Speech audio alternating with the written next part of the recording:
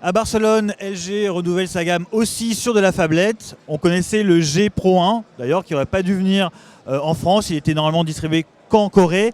Et bien voici le G Pro 2 avec sa petite antenne pour regarder la télé. Ça, c'est la version coréenne. A priori, même tarif, il ne devrait pas arriver en France. Mais sait-on jamais. En tout cas, nous, on va le prendre en main. On va voir ce qu'il y a dans le ventre.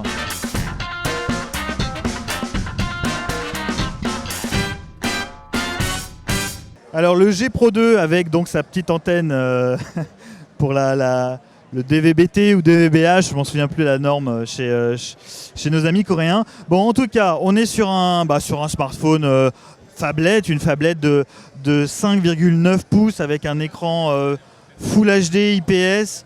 C'est une bête de course, hein. On est sur du segment, on va dire, haut de gamme chez LG avec des spécificités qu'on va retrouver chez tous les autres sur du haut de gamme, à savoir de la capture vidéo en 4K. Tiens, je vais essayer de trouver, voilà, la caméra, ça y est, elle est là. Voilà, de la capture vidéo en 4K pour le dos, donc 4K Ultra HD. C'est la même chose chez Sony avec son Z2, chez Samsung avec son S5. Voilà, c'est la même chose, c'est tout le monde. Ça sera la grosse tendance 2014, l'Ultra HD. En termes de perf, bon bah pareil, on est sur un gros chipset, un quad-core S800 à 2,26 GHz avec 3 Go de RAM pour accompagner le tout. Il y aura 32 Go ou 16 Go en stockage, 3200 mAh, ça c'est pour la batterie. Un capteur derrière de 13 mégas. Toujours notre histoire derrière pour déverrouiller le son et la mise au point, le zoom.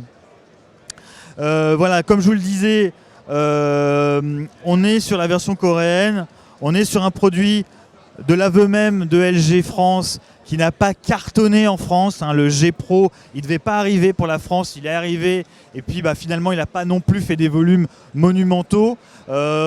A priori, ce G Pro 2, il faudrait ne pas l'attendre en France. Maintenant, encore une fois, on ne sait jamais. Il suffit qu'un retailer, un distributeur ait envie de le proposer. Et puis, pourquoi pas, voilà, c'est l'histoire. Donc évidemment, on n'a pas de prix, on n'a pas non plus de date de sortie. Je vous l'ai dit, c'est pas prévu pour la France. C'est juste pour le plaisir de vous le montrer. Voilà, moi, ce que j'aime bien chez LG, ce que je trouve plutôt sympa, c'est l'encombrement en fait. On est sur une machine qui fait quand même presque 6 pouces, 5,9. Mais en encombrement, c'est assez contenu. Et ça, c'est rendu possible grâce à un écran presque borderless. Voilà, un entourage d'écran qui est très très très fin. Et voilà, LG l'a fait assez tôt sur ses terminaux. En tout cas, sur le G2, c'était déjà un argument.